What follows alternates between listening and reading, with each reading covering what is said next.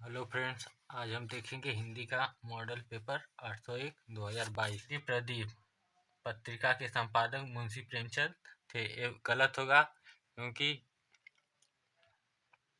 इसके हिंदी प्रदीप पत्रिका के संपादक बालकृष्ण भट्ट हैं।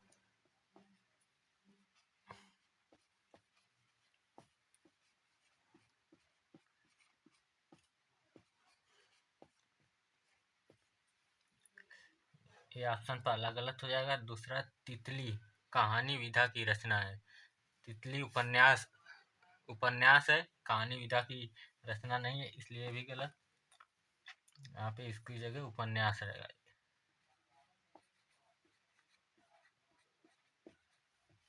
तीसरा ऑप्शन है महावीर प्रसाद द्विवेदी सरस्वती पत्रिका के संपादक थे। ये ऑप्शन आपका सही होगा।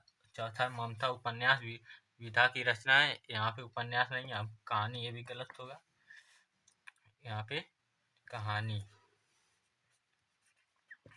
ममता कहानी विधा की रचना है। दूसरा, पहले का ख, निम्नलिखित कृतियों में से किसी एक कृति के लेखक का नाम लिखिए।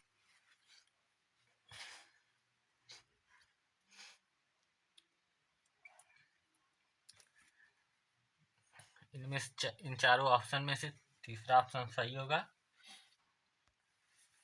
पहले का ख, त्यागपत्र के लेखक का नाम क्या है? त्यागपत्र के लेखक का नाम जैनेन्द्र कुमार, सही आंसर। प्रश्न नंबर पहले का ग, निम्नलिखित रचनाओं में से किसी एक रचनाकार का नाम लिखिए। बाणभट्ट की आत्मकथा, ये होगा हजारी प्रसाद द्विवेदी।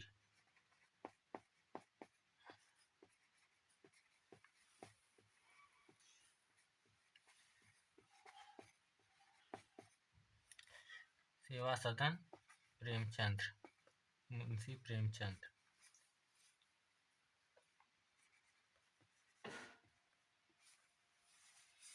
नदी के द्वीप अज्ञे,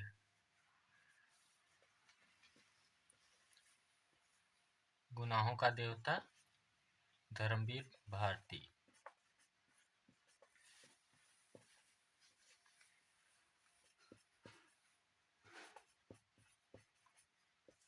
इसमें से किसी एक का लिखना है तो आप कोई भी लिख सकते हैं। प्रश्न पहले का घर, किसी एक रेखाचित्र विधा के लेखक का नाम लिखिए। इसका उत्तर हो जाएगा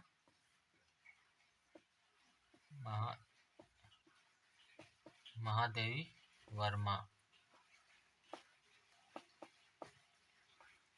एक ठो याद रखने के लिए आप लोग और लिख सकते हैं। एक ठो और आप लोग लिख लीजिए, अमृत राय। इसमें से कोई एक लिख सकते हैं। किसी एक एकांकी लेखक का नाम लिखिए। एक क्लास 9th में आप लोग एकांकी पढ़े होंगे, कोई लिख सकते हैं। यहाँ पे लिख सकते हैं डॉक्टर रामकुमार वर्मा।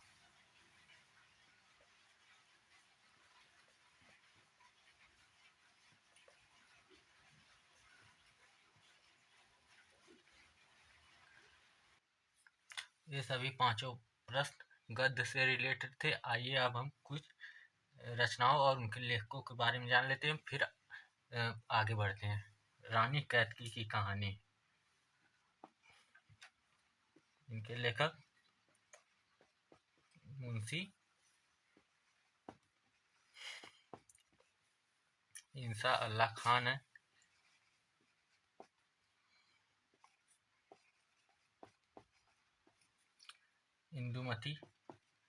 इंदुमती के लेखक किशोरीलाल गोस्वामी है।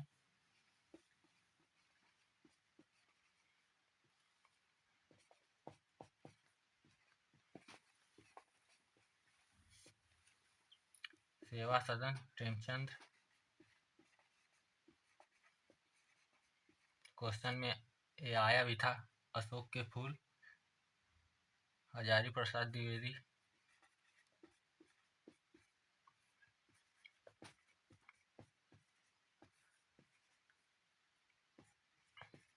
जिनको आ रहा है वो कमेंट करें कमेंट बॉक्स में। आप लोग साथ लिखते चलिए। पद के फूल, पद के साथी, पद के साथी महादेवी वर्मा।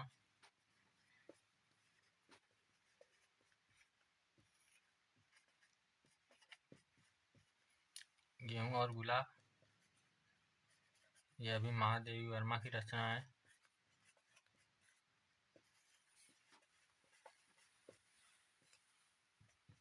क्या बोलूं, क्या याद रखूं? हरिवंश राय बच्चन।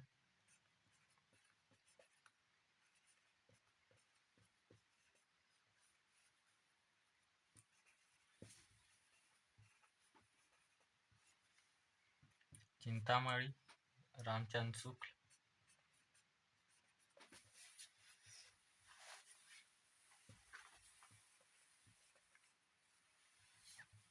कंकाल जयशंकर प्रसाद।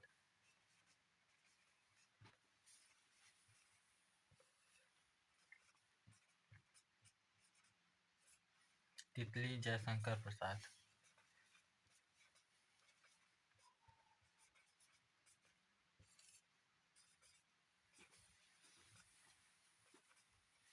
आप लोग स्क्रीनशॉट ले लीजिए या तो कॉपी पे नोट कर लीजिए। शिक्षा और संस्कृति, डॉक्टर राजेंद्र प्रसाद।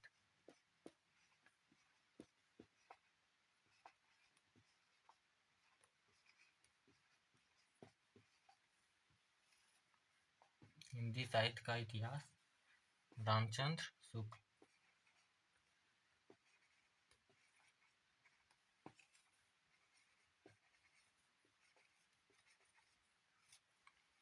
रस मीमांसा,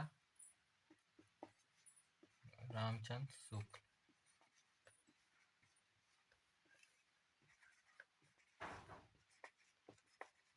आप लोग कॉपी पे नोट कर लीजिए या तो स्क्रीनशॉट ले लीजिए।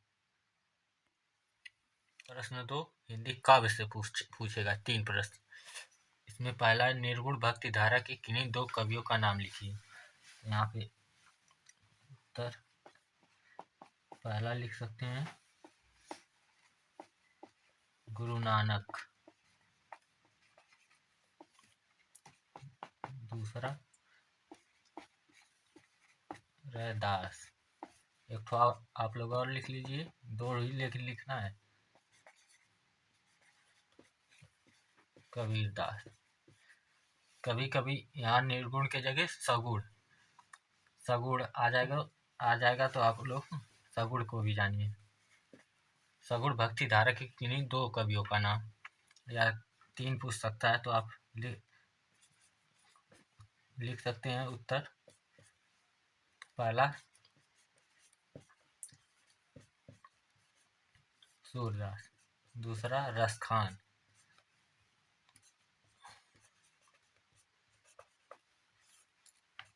तीसरा बिहारी।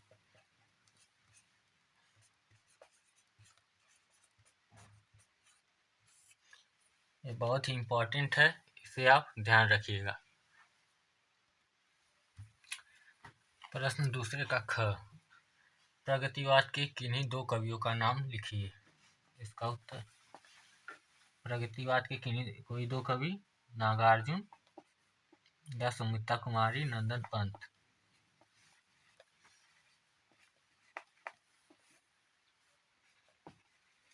ये सब 2-2 नंबर के आएंगे, तो आप लोग याद रखिएगा, बहुत ही इम्पोर्टेंट है। हिंदी काव्य का इतिहास बहुत ही बड़ा है, इस पर हम एक अलग से वीडियो बनाएंगे और वो आप जरूर देख लीजिएगा। एक और आप लोग लिख लीजिए, याद रहेगा, केदारनाथ। केदारनाथ को हिंदी गद्य का प्रथम गुरु माना जाता है, ये आप लोग याद रखिएगा। क्वेश्चन में आ जाएगा कि गद्य, हिंदी गद्य के कोई एक लेखक का नाम बताइए, तो आप केदारनाथ लिख सकते हैं। प्रश्न दूसरे का ग, निम्नलिखित रचनाओं में से किसी एक कृति के रचनाकार का नाम लिखिए। इसमें पहला है साकेत, दूसरा कामायनी, तीसरा चिदंबरा, तीसरा नीरजा। तो साकेत के रचनाकार मैथिली शरण मैथिली सरल गुप्त हैं। आप लोग शुरू से क्वेश्चन कीजिएगा, क्योंकि जितना आप लोग टीचर को सुविधा देंगे उतना ही वो आपको नंबर देने में सुविधा करेगा, इसलिए शुरू से उठाइएगा, लास्ट तक लेकर जाइएगा। कामायनी के जयशंकर प्रसाद, एक ही लिखना है, ध्यान रखिएगा।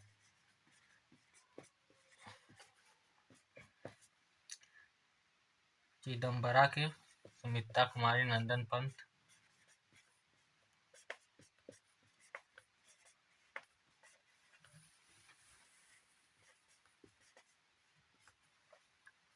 नीरजा के महादेवी वर्मा। ध्यान से आप लोग कीजिएगा, पहले बढ़िया से क्वेश्चन पढ़ लीजिएगा, उसके बाद उत्तर दीजिए। इसमें दूसरे में 3 प्रश्न आएगा, उस सब 2-2 नंबर के या 1-1 नंबर के होंगे सब।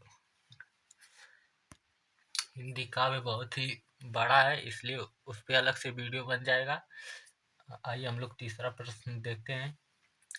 तीसरे का क, निम्नलिखित लेखकों में से किसी एक लेखक का जीवन परिचय दीजिए एवं उनकी किसी एक रचना का नाम लिखिए। डॉक्टर राजेंद्र प्रसाद, जयशंकर प्रसाद, आचार्य रामचंद्र शुक्ल। तो डॉक्टर राजेंद्र प्रसाद, डॉक्टर राजेंद्र प्रसाद, ये आपका तीसरा लेसन होगा। उसका नाम, जिसका नाम है भारतीय संस्कृति। इस प्रश्न में दिया है उनकी किसी एक रचना का नाम लिखिए, तो भारतीय संस्कृति उनकी एक रचना आ जाएगी। दूसरा है जयशंकर प्रसाद, ये आपके हिंदी का दूसरा चैप्टर होगा, ममता। यह भी इनकी एक रचना हो जाएगी। एक रचना आप लेसन पढ़ लेंगे अच्छे से, तो आपको रचना याद नहीं करनी पड़ेगी। तीसरा है आचार्य रामचंद्र शुक्ल, ये पहला लेसन होगा हिंदी का, मित्रता। भारतीय संस्कृति और मित्रता की कहानी आप लोग देख लीजिएगा एक बार, क्योंकि यह हर साल पेपर में पूछता है। और डॉक्टर राजेंद्र प्रसाद और जयशंकर प्रसाद का जीवन परिचय देख लीजिएगा। तीसरे का ख, निम्नलिखित कवियों में से किसी एक कवि का जीवन परिचय दीजिए एवं उनकी किसी एक रचना का नाम लिखिए। तुलसीदास, सुमित्रा नंदन पंत, सूरदास। तुलसीदास आपका काव्य का दूसरा चैप्टर होगा, धनुष भंग या वन पथ पर। इसका आप लोग सारांश जरूर देख लीजिएगा, क्योंकि यह 3 नंबर 4 नंबर में हर साल पूछता है।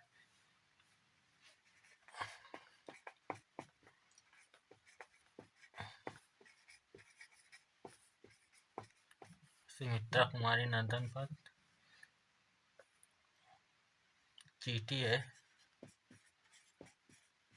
इनकी रचना चींटी है। सूरदास के पद है, सूरदास के पद और तुलसीदास इनको मोस्ट इम्पोर्टेंट है, बहुत हर साल पूछा जाता है।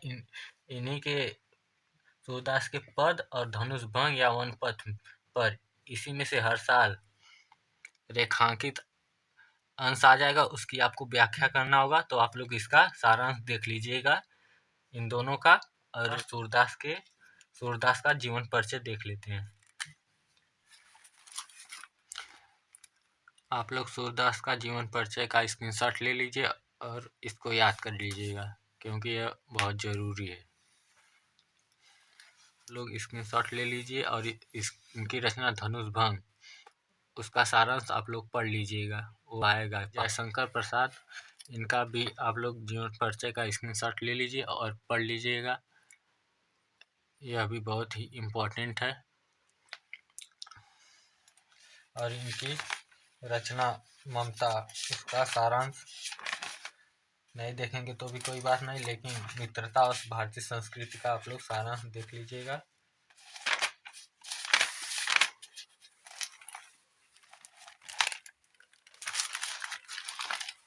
डॉक्टर राजेंद्र प्रसाद का जीवन परिचय का आप लोग स्क्रीनशॉट ले लीजिए, पढ़ लीजिएगा।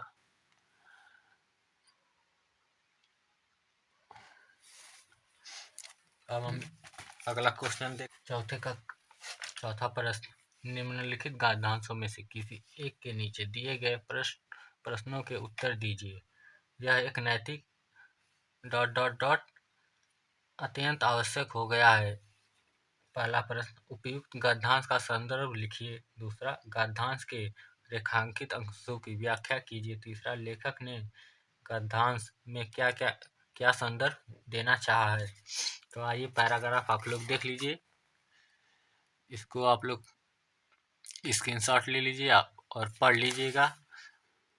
बाकी हम प्रश्न के उत्तर आपको बता रहे हैं। उपयुक्त गद्यांश का संदर्भ लिखिए। संदर्भ, सबसे पहले हम प्रसंग लिखेंगे। प्रसंग में आपका सबसे पहले हम संकेत लिखेंगे। संकेत में आपका यह एक नैतिक अत्यंत आवश्यक हो गया है। यहाँ तक पूरा डॉट करके पूरा यहाँ से यहाँ तक लिख लीजिएगा। फिर उसके बाद संदर्भ, संदर्भ में यह किस पाठ से है, लेखक का नाम और पाठ का नाम लिखना होता है। तो आपको हमने शुरुआत में ही बता दिया था कि भारतीय संस्कृति और मित्रता बहुत ही इम्पोर्टेंट है। यह एक नैतिक अत्यंत आवश्यक है। यह पैराग्राफ भारतीय संस्कृति से आया है। तो उसके लेखक भारतेंदु हरि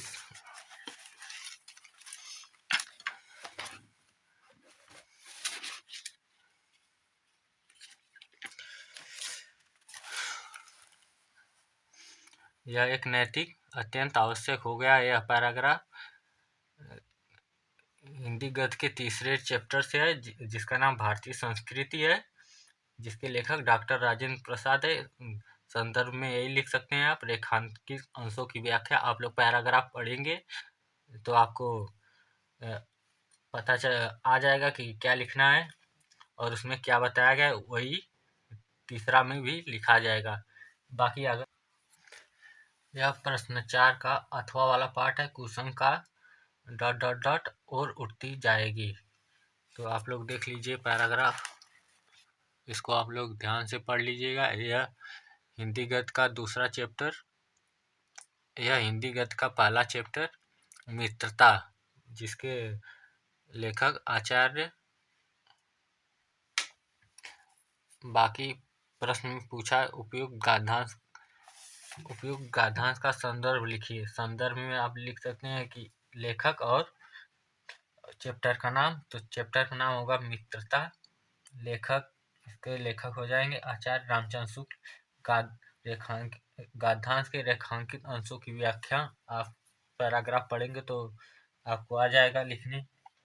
कुसुम का क्या प्रभाव होता है, तो उसी में दिया होगा, उसी में से खोज कर लिखना होता है। कुसुम उसी पैराग्राफ में आप खोज कर लिख सकते हैं। देखते हैं प्रश्न नंबर 5, निम्नलिखित पदांशों में से किसी एक पदांश की संदर्भ सहित व्याख्या कीजिए और उसका काव्यगत सौंदर्य स्पष्ट कीजिए। पहले आप लोग प्रश्न समझ लीजिए। निम्नलिखित पदांशों में से किसी एक पदांश की संदर्भ सहित व्याख्या, मतलब दो ठो दिया रहेगा पैराग्राफ, दो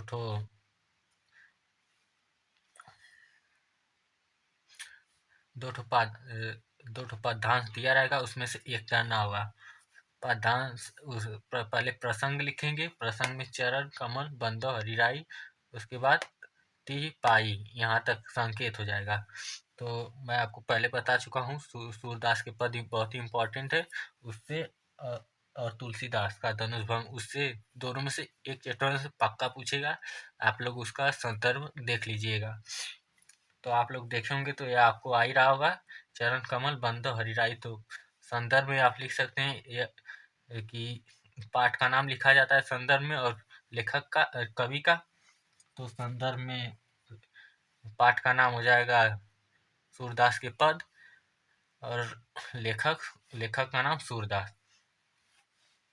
और जो दूसरा है और इसकी व्याख्या कर देंगे, बस खत्म।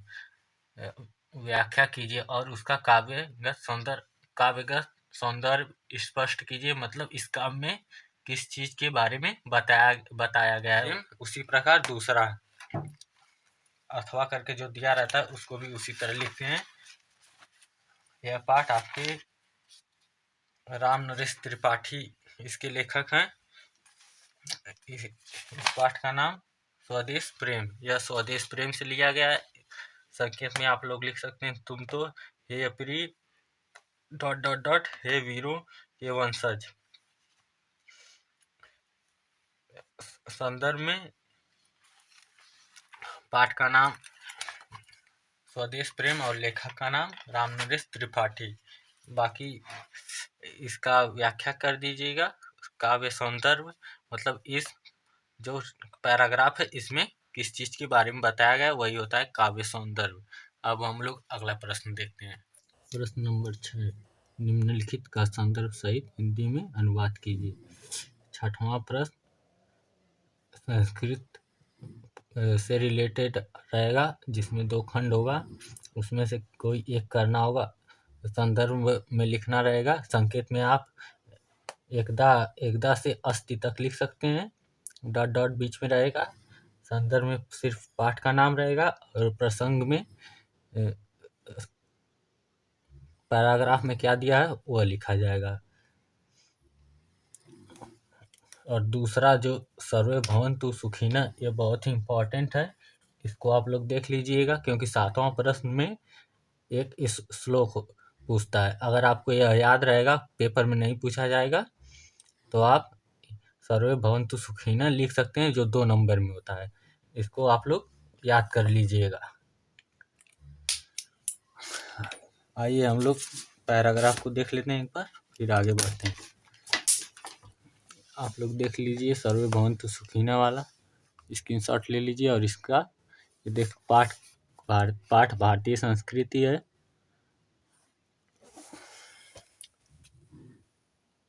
जो पहला पैराग्राफ है उसको भी आप लोग देख लीजिए। ये प्रबुद्धो ग्रामीण से आया संस्कृत की, इसका भी आप लोग स्क्रीनशॉट ले लीजिए। चतुर्थ पाठ है संस्कृत का।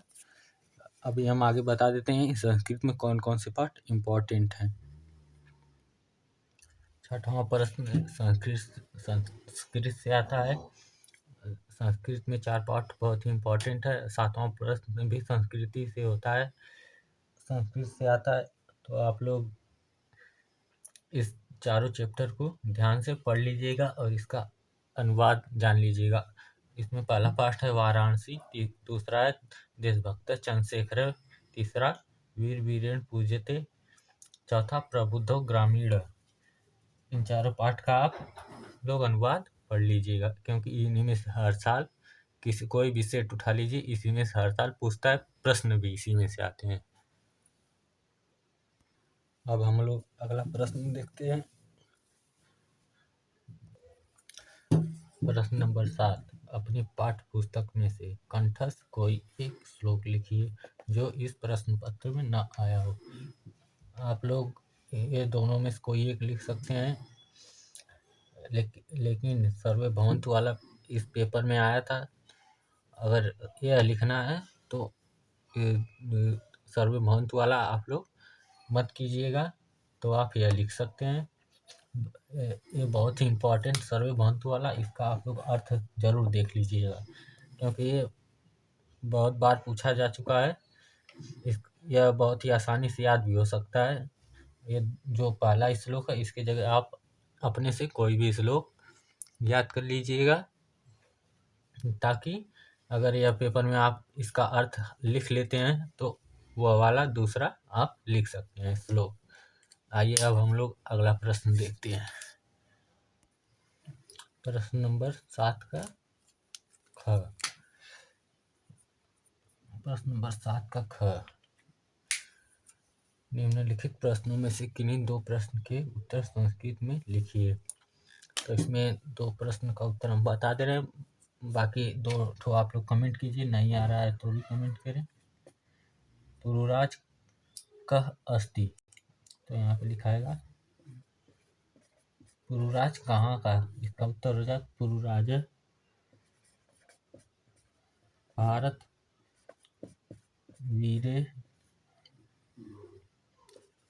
वीरे यवन राजम अस्ति।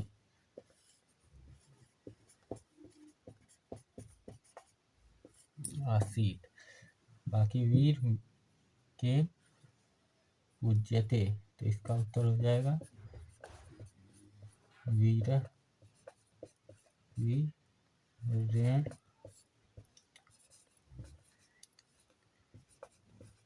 पूजते। दो ठो हम बता दिए हैं, बाकी दो आप लोग अपने से कर लीजिए, या नहीं आ रहा है तो कमेंट बॉक्स में कमेंट कीजिए, हम अगले वीडियो में इसको करा देंगे। प्रश्न नंबर 8 का हास्य रस अथवा करुण रस की परिभाषा उदाहरण सहित लिखिए। हास्य रस अथवा करुण रस की परिभाषा उदाहरण सहित लिखिए। इसमें से हम करुण रस का लिखेंगे, क्योंकि करुण रस का उदाहरण आसान है। तो करुण रस, बाकी ये दोनों हर साल पूछे जाते हैं, एक ठो करना होता है, तो आप करुण रस याद कर लीजिए, वही लिख दीजिएगा। करुण रस एक बार आप लोग परिभाषा सुन लीजिए, फिर हम लोग लिखना शुरू करेंगे। करुण रस का स्थायी भाव शोक होता है। यह स्थायी भाव करुण रस, इसका आप लोग परिभाषा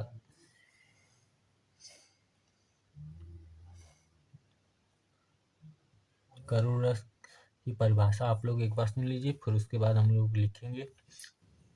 करुण रस का स्थायी भाव शोक होता है। यह शोक नामक स्थायी भाव विवाह अनुभव एवं संचारी भाव से सहयोग करता है, तब जाके करुण रस की निष्पत्ति होती है। तो आइए अब हम लोग इसकी परिभाषा लिख लेते हैं।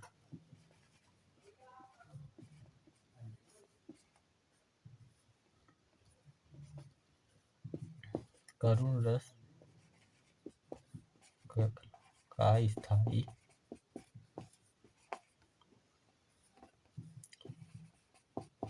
भाव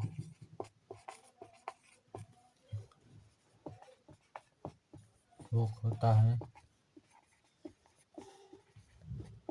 यह शोक नामक स्थायी भाव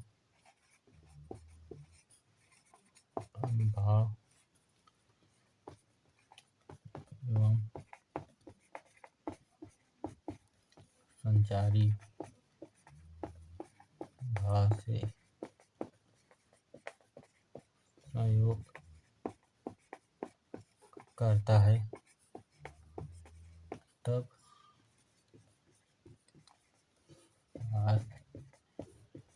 हास्य रस की निष्पत्ति होती है। यह इसकी परिभाषा हो जाएगी। अब हम लोग उदाहरण देखते हैं।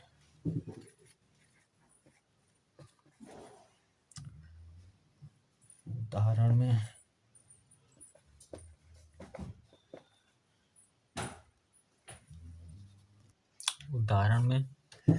लिख सकते हैं, एक बार आप लोग सुन लीजिए, फिर हम लोग लिखते हैं। क्यों छलक रहा दुख मेरा उषा की मृदु पलकों में, हाँ उछल रहा सुख मेरा संध्या की घन अलकों में। तो आप लोग लिखिए और इसको याद कर लीजिएगा, बहुत इम्पोर्टेंट है। क्यों छलक रहा दुख मेरा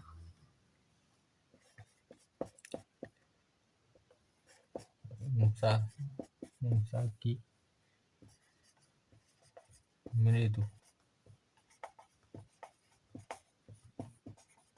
मृदु पलकों में,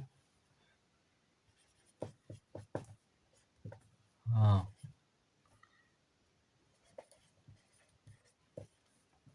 उलझ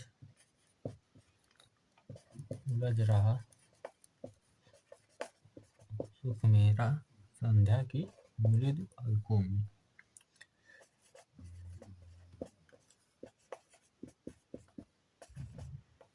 संध्या की घन अलकों में रहेगा। आप लोग ध्यान से इसको स्क्रीनशॉट लीजिए या लिख लीजिए, याद कर लीजिएगा। इस पेपर में हर साल आता है। कोई एक आप लिख सकते हैं हास्यरस या करुरस। करुरस आसान है इसका उदाहरण, इसलिए करुरस पे ज़्यादा ध्यान दीजिए। अब हम लोग अगला प्रश्न देखते हैं। प्रश्न नंबर 8 का ख। उपमा अलंकार अथवा उत्प्रेक्षा अलंकार की परिभाषा एवं उदाहरण लिखिए। हम इसमें से एक कराएंगे, बाकी एक आप लोग अपने से लिख लीजिए या तो कमेंट करिएगा, हम लोग उसको भी करा देंगे। तो उत्प्रेक्षा की परिभाषा आप लोग लिखिए। जहाँ उपमेय और उपमान की तुलना आपस में कराई जाती है, वहाँ उत्प्रेक्षा अलंकार होता है।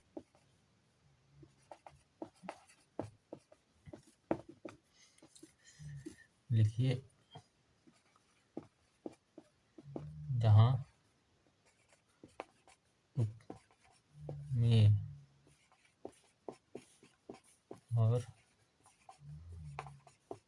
उपमान की तुलना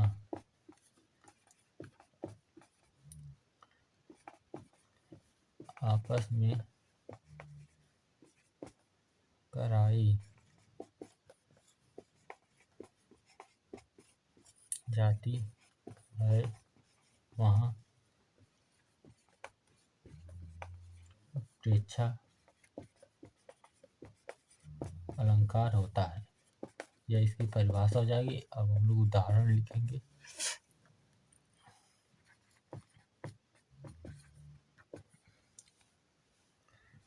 आप लोग इसमें शॉर्ट लेना चाहते तो ले सकते हैं, या तो कॉपी पे मेरे साथ लिखते चलिए।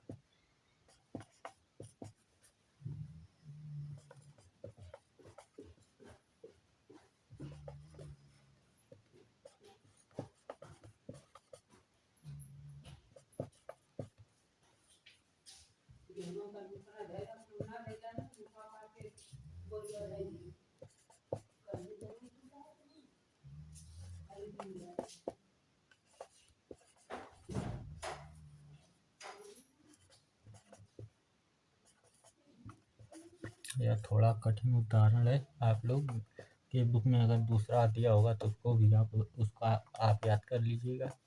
यह थोड़ा कठिन है। बाकी हम लोग अगला प्रश्न देखते हैं।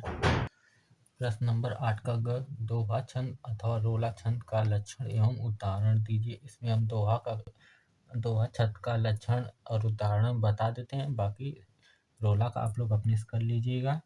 नहीं आ रहा होगा तो कमेंट कर दीजिए, उसको भी बता दिया जाएगा। तो यहाँ पे लिख सकते हैं, लिखेंगे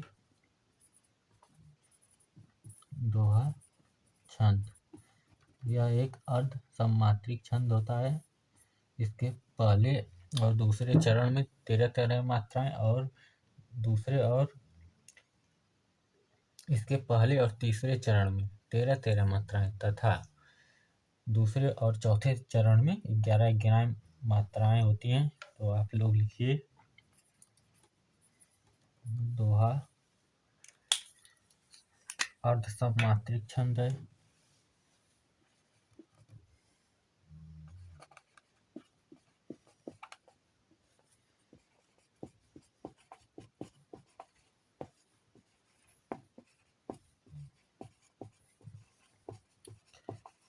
इसके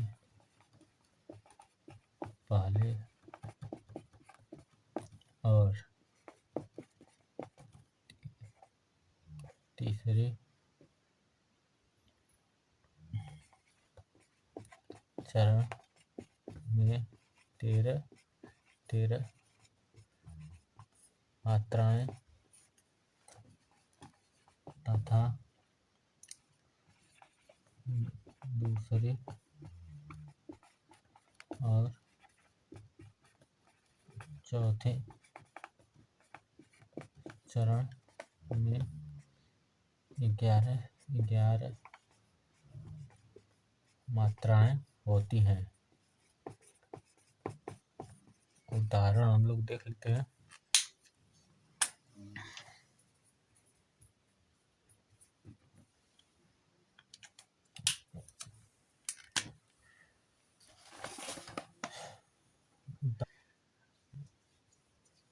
दोहा छंद का उदाहरण लिख सकते हैं आप लोग।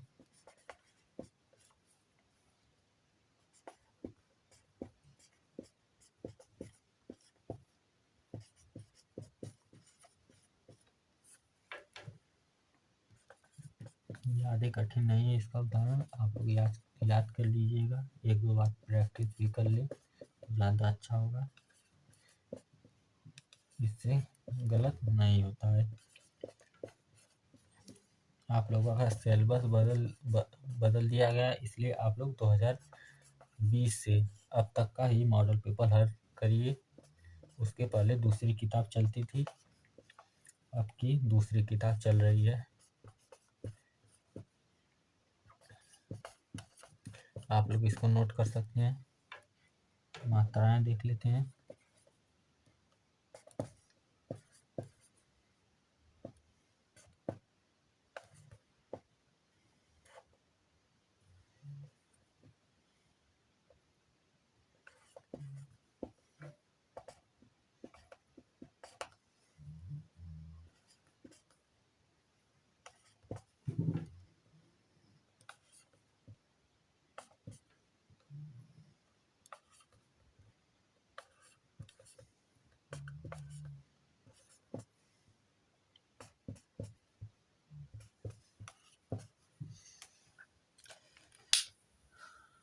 स्क्रीनशॉट आप लोग ले सकते हैं।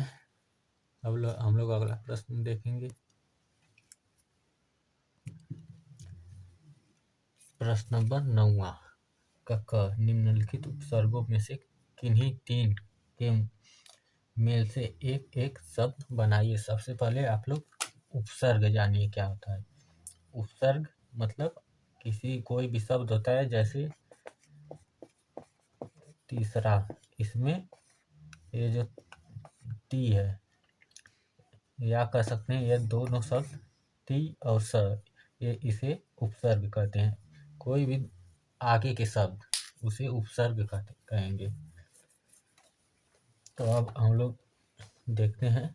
स आगे जुड़ेगा, उसके बाद उसके जोड़कर हम शब्द बनाएंगे। तो यहाँ पे बन सकता है भाग, दूसरा सु, यहाँ पे लिख सकते हैं सुपुत्र। तीसरा अधि, यहाँ पे हो जाएगा अधिकार।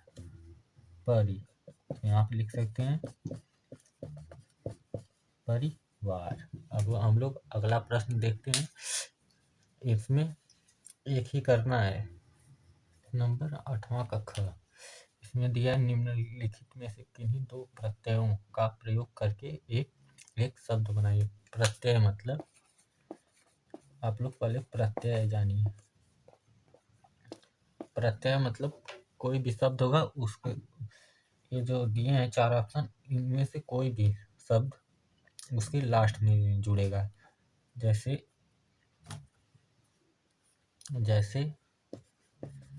अहम,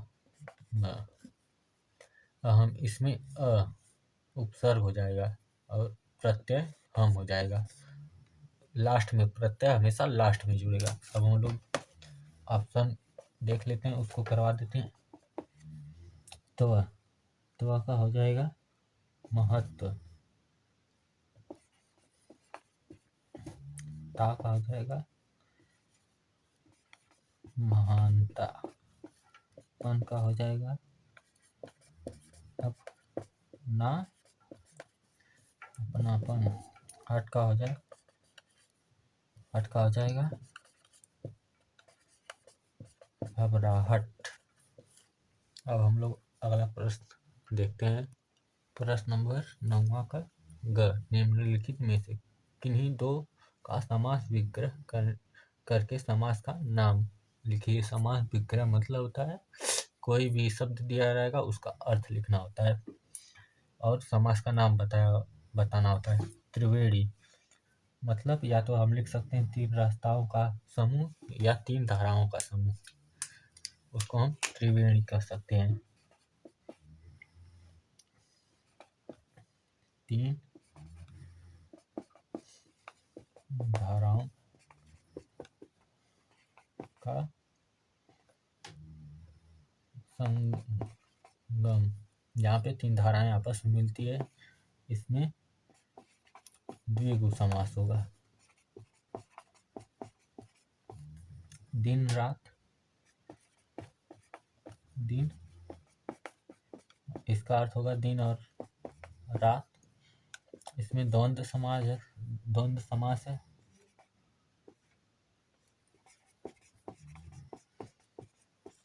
तिरंगा 3 रंगों का समूह।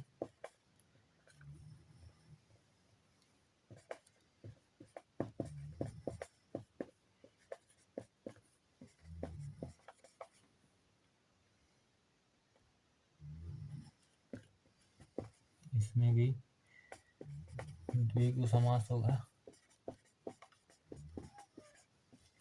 माता पिता, माता और पिता हो जाएगा।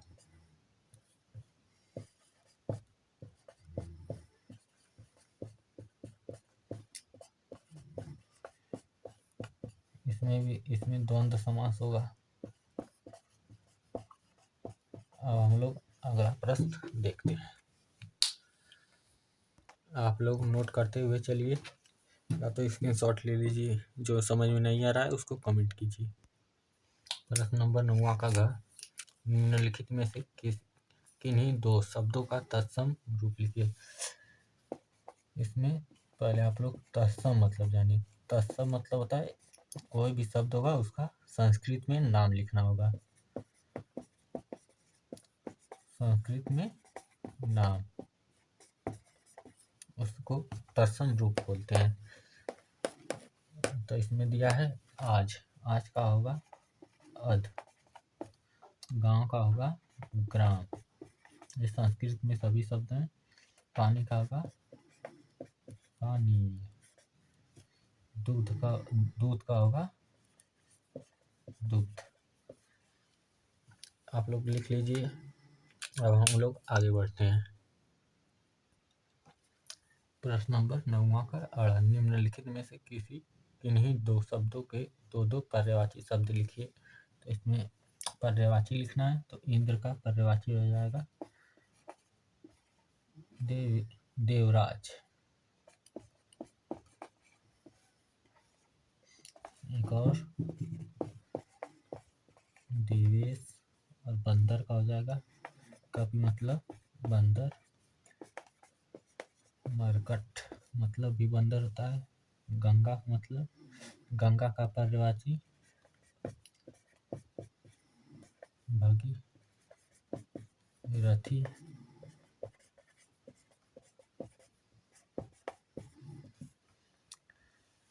सुरसती बिजली का, चपला चंचला। आप लोग नोट कर लीजिए। अब हम लोग अगला प्रश्न देखते हैं। प्रश्न नंबर 10 का क, निम्नलिखित में से किन्हीं 2 के संधि विच्छेद कीजिए और संधि का नाम लिखिए। संधि विच्छेद मतलब होता है एक शब्द को 2 भागों में करना। तो इसमें इति दिया है तो होगा इत्यादि का होगा इति धन आदि। इसको मिलाएंगे तो इत्यादि हो जाएगा। इसमें यण संधि है।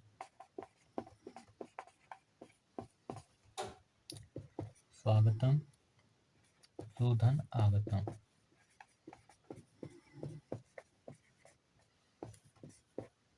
इसमें भी यण संधि। मनवंतर मनुधन अंतर।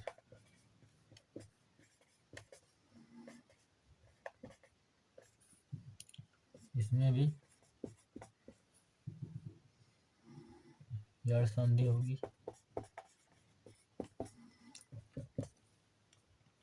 मात्राज्ञा,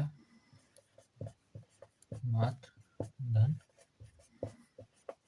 आज्ञा, इसमें भी यड़ संधि होगी।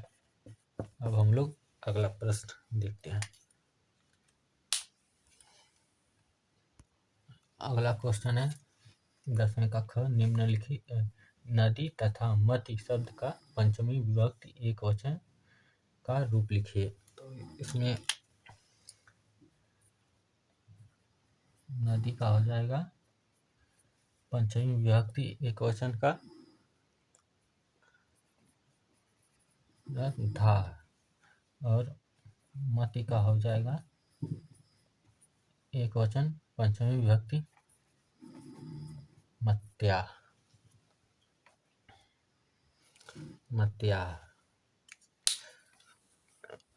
हम लोग अगला प्रश्न देखते हैं।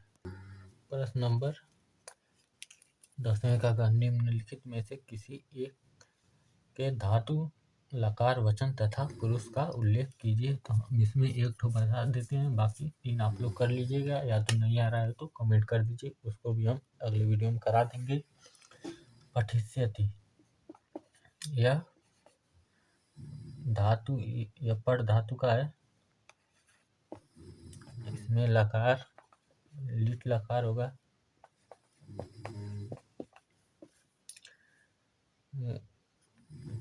वचन एक वचन होगा,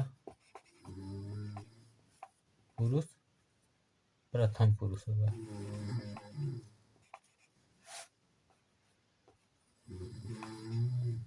प्रथम पुरुष, बाकी 3 आप लोग अपने से कर लीजिएगा।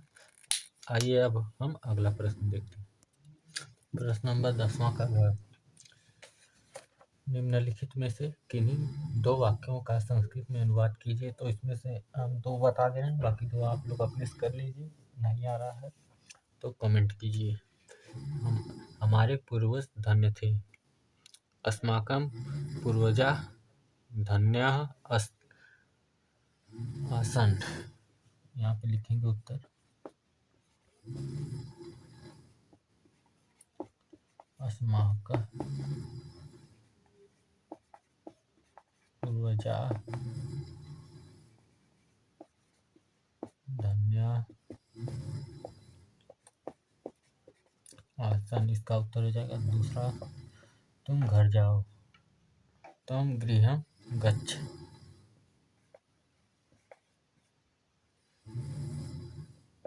तम गृहं, घर का होता है गृहं, जाओ का होता है गच्छ। बाकी आप लोग अपने से कर लीजिएगा, नहीं आ रहा है तो कमेंट कीजिए। आइए हम अब अगला प्रश्न देखते हैं। प्रश्न नंबर 11, निम्नलिखित में से किसी एक विषय पर निबंध लिखिए। मेरी प्रिय पुस्तक सूरदास, पर्यावरण संरक्षण के उपाय, आतंकवाद की समस्या, नारी शिक्षा का प्रभाव। इसमें से किसी एक पर लिखना है। तो ये आप लोग अपने से कीजिएगा, हेडिंग डालकर पहले प्रस्तावना लिखिएगा, फिर उसके बाद आगे कीजिएगा। ये आप लोग अपने से याद कर लीजिएगा। अब हम लोग अगला प्रश्न देखेंगे। प्रश्न नंबर 12, अपने पठित खंडकाव्य के आधार पर निम्नलिखित प्रश्नों के उत्तर दीजिए। इसमें आजमगढ़ वालों को अगर पूजा लिखना होता है, तो अगर पूजा महाभारत से रिलेटेड होती है तो महाभारत आप लोग देखे ही होंगे। अगर पूजा को आप लोग एक बार पढ़ लीजिएगा, फिर उसके बाद क्वेश्चन देख लीजिएगा, या आप लोग अपने से कर लीजिएगा। यदि नहीं आ रहा है तो कमेंट कीजिए। कुछ बातें आपको मैं बता देता हूँ, इसको आप लोग कहीं नोट कर लीजिएगा और ज़रूरी पढ़िएगा, क्योंकि इसको पढ़ने के बाद आप कोई मॉडल पेपर हल करेंगे तो ज़्यादा से ज़्यादा इसी में से मिलेगा। जैसे कि हिंदी गद्य में से मित्रता, नोट कर लीजिए, मित्रता और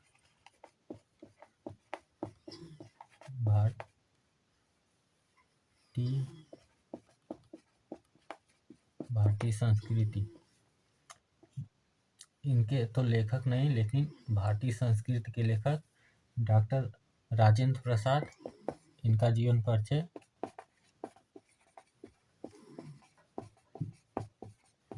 और एक और जयशंकर प्रसाद का जीवन परिचय आप लोग जरूर से याद कर लीजिएगा। और भारतीय संस्कृति मित्रता का सारांश एक बार देख लीजिएगा, क्योंकि इससे हर साल क्वेश्चन उठे, हर साल एक पैराग्राफ आया, हर साल एक क्वेश्चन उठाए। तो अब हम हिंदी काव्य का बता दे रहे हैं, उसको भी आप लोग देख लीजिएगा। हिंदी काव्य में सूरदास के पद, जिसमें श्री कृष्ण के बाल्यावस्था की गतिविधियों के बारे में बताया गया है। इसको आप लोग इनके सूरदास के पद को जरूर देखिएगा और सूरदास का जीवन परिचय जरूर याद कर लीजिएगा। दूसरा,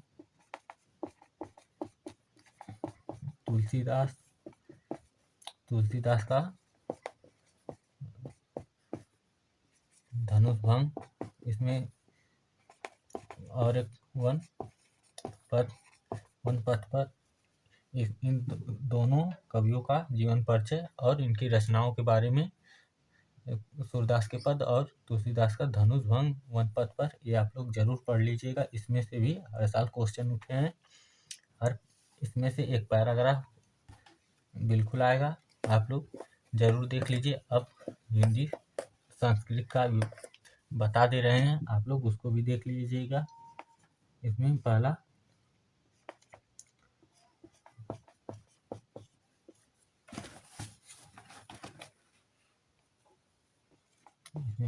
वाराणसी देशभक्त चंद्रशेखर और भारतीय संस्कृति।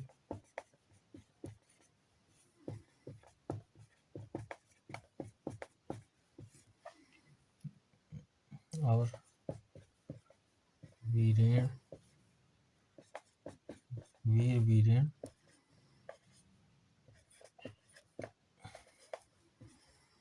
पूज्यते, इन चारों चैप्टर का देख लीजिएगा।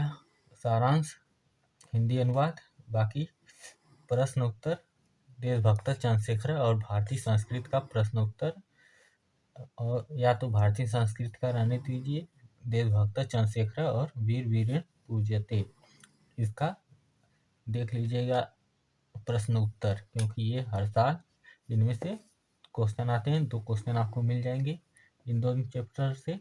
वाराणसी और भारतीय संस्कृत का खाली आप हिंदी अनुवाद देख लीजिएगा, इसमें से एक पैराग्राफ मिलेगा। बाकी आप लोग एक तो श्लोक जरूर याद कर लीजिएगा, 2 नंबर का आएगा पक्का। अगर आपको वीडियो अच्छी लगती है तो शेयर सब्सक्राइब जरूर कीजिए। धन्यवाद। अब मिलते हैं नेक्स्ट वीडियो में।